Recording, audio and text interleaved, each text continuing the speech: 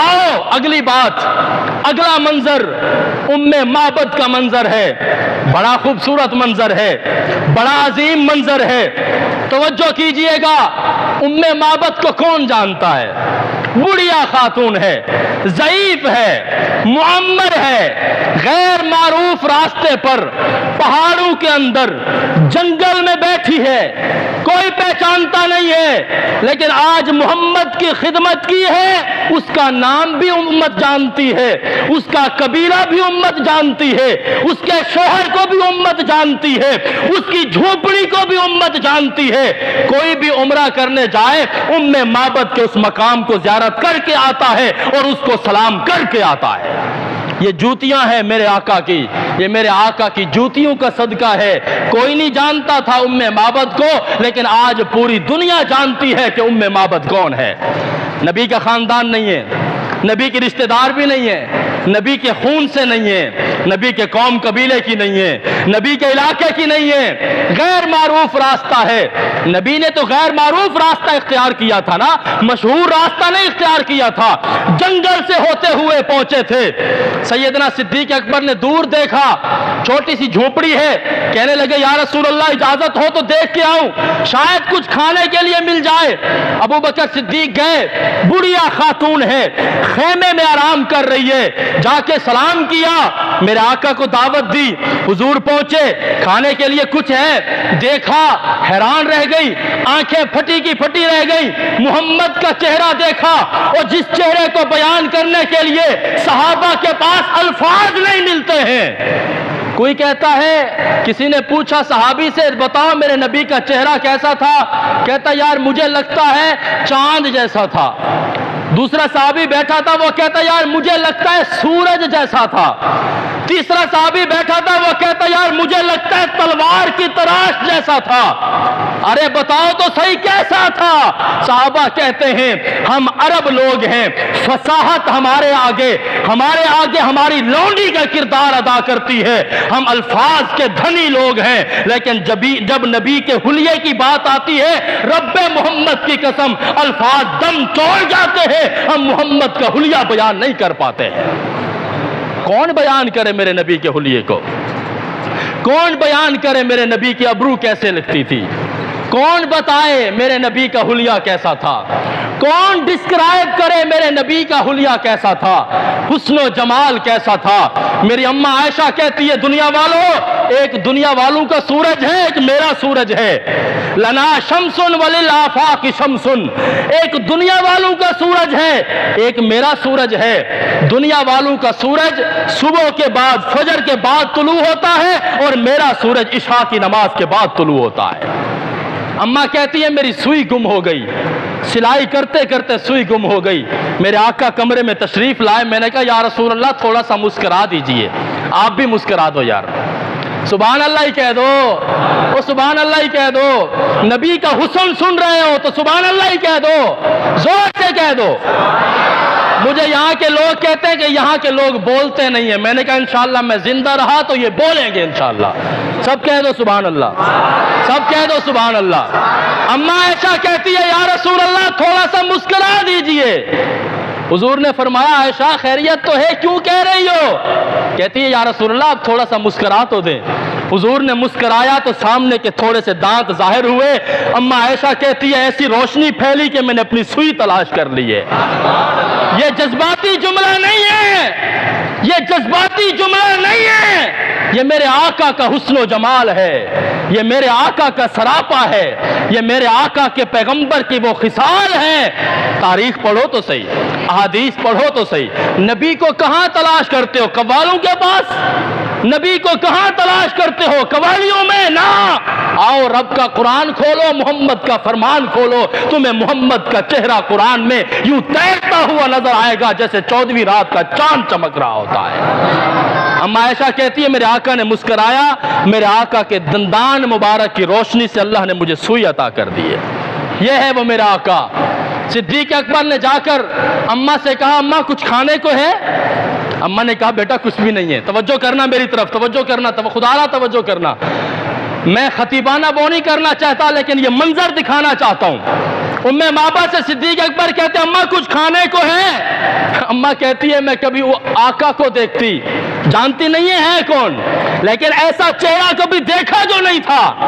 कहती है मैं कभी उस खूबसूरत चांद जैसे मुखड़े को देखती, कभी नौजवान सिद्दीक को देखती। मैंने कहा बेटा है तो कुछ नहीं मेरे पास, लेकिन तुम्हारे सरापे को देख के लगता है, दिल चाहता है जो कुछ है तुम्हें कुर्बान कर दूं। सिद्दीक अकबर कहते हैं अम्मा कुछ तो होगा। अम्मा कहती है बेटा और कुछ नहीं है, हमारी बकरियों का रेवड़ है, मेरा शौहर लेके गया हुआ जंगल में चराने के लिए, एक बीमार सी बकरी है वो कोने में खड़ी है, इसके अलावा कुछ नहीं है। मेरे आका ने इशारा किया, और सिद्दीक और नबी हमेशा इशारों में बातें कर लिया करते थे। साहबा कहते हैं हमने कभी आंख उठा के पैगंबर के चेहरे को नहीं देखा, और सिद्दीक कहता है मैंने कभी आंख झुका के नहीं देखा, मैंने जब भी देखा है मोहम्मद को आंखें खोल के और पूरी खंदा पेशानी के साथ, पूरे जज्बात के साथ पैगंबर को देखा है। आंखों में इशारा किया, मेरे आका ने फरमाया जाओ बकरी ले आओ। बकरी आ गई, आपने ये वाकया सुना हुआ है। बकरी आ गई, हुजूर ने हाथ फेरा और सिद्दीक अकबर ने दूध दोहा, घर के सारे बर्तन भर गए। यह आप हजरात ने उलमा से सुन रखा है, घर के सारे बर्तन भर गए। हुजूर ने अपना दीदार कराया उम्मे माबद को और चले गए। थोड़ी देर के बाद उम्मे माबद का शौहर आया। मैंने कहा कौन जानता था उम्मे माबद को, लेकिन आज हम मिंबर पे बैठ के उम्मे माबद उस बुढ़िया का जिक्र कर रहे हैं। मुसलमानों तुम मोहम्मद के कदमों से जुड़ जाओ, रब्बे मोहम्मद की कसम जब तक चांद सितारे रहेंगे तुम्हारा नाम भी जिंदा रहेगा इंशाअल्लाह। थोड़ी देर के बाद शौहर आया, उसने कहा यार मैंने बाहर देखा, शोर सुना है, लोग पीछे दौड़े फिर रहे हैं, अवारे दीवाने, और मैंने उनसे पूछा तो वो कहते हैं मोहम्मद नाम का एक शख्स है, हम उसे ढूंढ रहे हैं और उसके सर पे 100 ऊंटों का इनाम है। आज जरा पूछो ना आज के खतीब साहब से एक बयान के कितने पैसे लोगे। आज जरा पूछो ना एक लेक्चरार से 1 घंटे का बयान करवाना है कितने पैसे लोगे। डिमांड होती है, खिताबत, बयान, फसाहत, अजमत ये है कि तुम हक बयान करो तो जो जालिम है वो तुम्हारे खून के प्यासे हो जाए। ये मोहम्मद की सुन्नत है। मेरे नबी को तो 40 साल तक आज तक किसी ने ऊंची आवाज में बात भी नहीं की थी। आज उस नबी के ऊपर 100 ऊंटों का इनाम है तो मेरे आका के हक बयानी की वजह से हुआ है, वगरना मेरे नबी ने क्या बिगाड़ा था किसी का। वो शौहर आया उम्मे माबद से, कहता है खाने को कुछ है, बड़े बड़े बर्तन दूध के भरे वो उठा के ले आई। वो हैरान हो गया ये कहां से है। उसने कहा रअयतु रजुलन मुबारकन ज़ाहिरल वज़अति हसनल खल्क़ि, ये वो मंजर है जो उम्मे माबद ने मेरे आका के हुस्न व जमाल को बयान किया है। मेरा दिल चाहता था मैं वो हदीस की किताब उठा के लाता और अरबी के वो जुमले आपको सुनाता जो मेरी माँ उम्मे माबद ने मेरे आका के मुताल्लिक कहे। पहली नजर में देखा है, पहली बार देखा है, और शौहर आके पूछता है ये दूध कहां से आ गया। वो बयान नहीं कर पाई कि कहां से आया है, इतना कहती है रअयतु रजुलन मुबारकन, काश कि आप अरबी समझते होते। कहती है आज मैंने एक मुबारक आदमी देखा है। क्या देखा है? मुबारक आदमी देखा है। रअयतु रजुलन मुबारकन हसनल खल्क़ि, मैंने आज ऐसा इंसान देखा है, बड़ा खूबसूरत था, बड़ा मुबारक था, बड़ा अजीम था। उसके चेहरे को देखो तो यूं लगता था जैसे हजरत हसन ने कहा था कि आपको तो अल्लाह ने ऐसे बनाया है जैसे आप चाहते थे, अल्लाह वैसे बनाता गया। उम्मे माबद कहती है मैंने इंसान देखा, चेहरा ऐसा, जुल्फें ऐसी, अबरू ऐसे, और जब वो आया तो मुझे यूं लगा जैसे चांद सिमट के मेरे आंगन में आ गया हो। मैंने एक ऐसा इंसान देखा कि जो खिलकी तौर पर ऐसा खूबसूरत था कि उससे पहले मैंने इतना हुस्न व जमाल का पैकर किसी को नहीं देखा। और जब वो बात करता था वह इंसामता व अलैहिल वकार, जब वो खामोश होता था तो उसके लबों पे वकार टपकता था। वह इन तकल्लमा, और जब वो बात करता था तो उसके अल्फाज नहीं मोती झड़ते थे। और वो जब आया तो उसके साथ उसके जो साथी थे, जब वो हुक्म देता था तबादरू, वो दौड़ते थे सबसे पहले मैं मोहम्मद का काम करूं।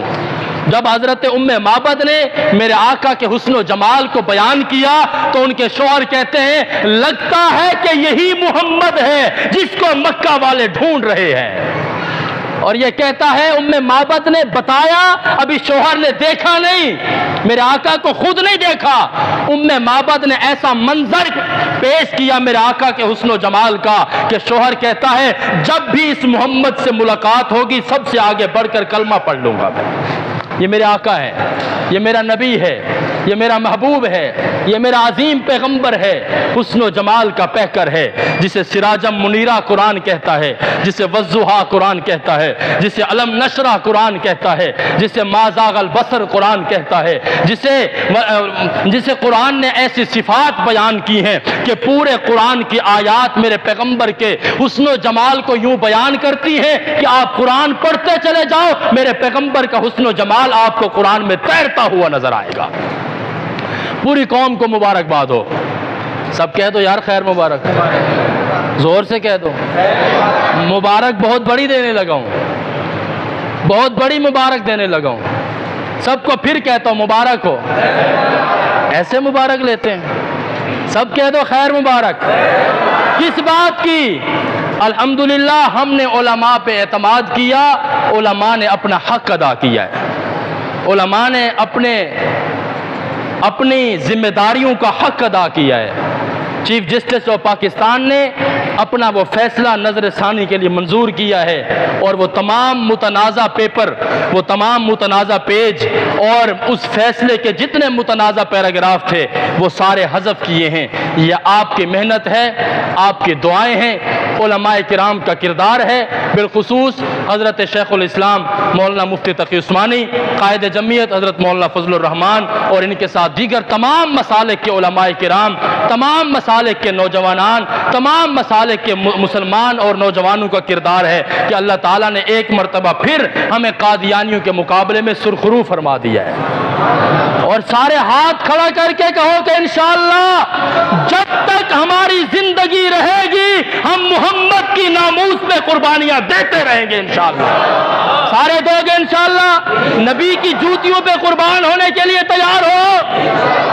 ارے اللہ کے نبی کے لیے تحفظ کے لیے کھڑے ہونا ہمارا کام ہے اور تحفظ کا سارا انتظام کرنا اس مالک اکبر کا کام ہے. وہ مکڑی کیا کر سکتی تھی؟ اس نے جا کے جالا ہی تنا تھا نا. ہم دشمنان محمد کے مقابلے میں وہ جالا بھی نہیں تن سکتے، ہم کھڑے ہو کے نعرہ بھی نہیں لگا سکتے. لگائیں گے انشاءاللہ. لگایا تھا، لگاتے ہیں، لگاتے رہیں گے انشاءاللہ العزیز. لگائیں گے انشاءاللہ. اور کسی دجال کو، کسی قادیانی کو، کسی باہر کے ایجنٹ کو محمد کی ختم نبوت پر حملہ آور ہونے کی نہ پہلے اجازت دی تھی، نہ آج دیتے ہیں، نہ آئندہ دیں گے انشاءاللہ. ساتھ کھڑے ہوں گے انشاءاللہ. ساتھ کھڑے ہوں گے. یہ سرزمین ہم نے قربانیوں سے لی ہے. آپ مجھ سے لڑتے ہو مولوی صاحب 2 منٹ اوپر لے لیے ہیں، 4 منٹ اوپر لے لیے ہیں. میں کہتا ہوں محمد کی ناموس کا مسئلہ ہوگا انشاءاللہ ہم اپنی جانیں بھی قربان کریں گے انشاءاللہ. کرو گے؟ کرو گے؟ کرو گے؟ نبی کی ختم نبوت کے لیے میدان میں آؤ گے؟ صحابہ کے لیے میدان میں آؤ گے؟ اہل بیت کے لیے میدان میں آؤ گے؟ مدارس کا تحفظ کرو گے؟ مساجد کا تحفظ کرو گے؟ خانقاہوں کا تحفظ کرو گے؟ انشاءاللہ جب تک جان میں جان ہے دین کی عزت و ناموس کے لیے میدان میں کھڑے ہیں، کھڑے رہیں گے انشاءاللہ. اللہ تعالیٰ سے دعا ہے اللہ ہم سب کو صحیح معنوں میں محمد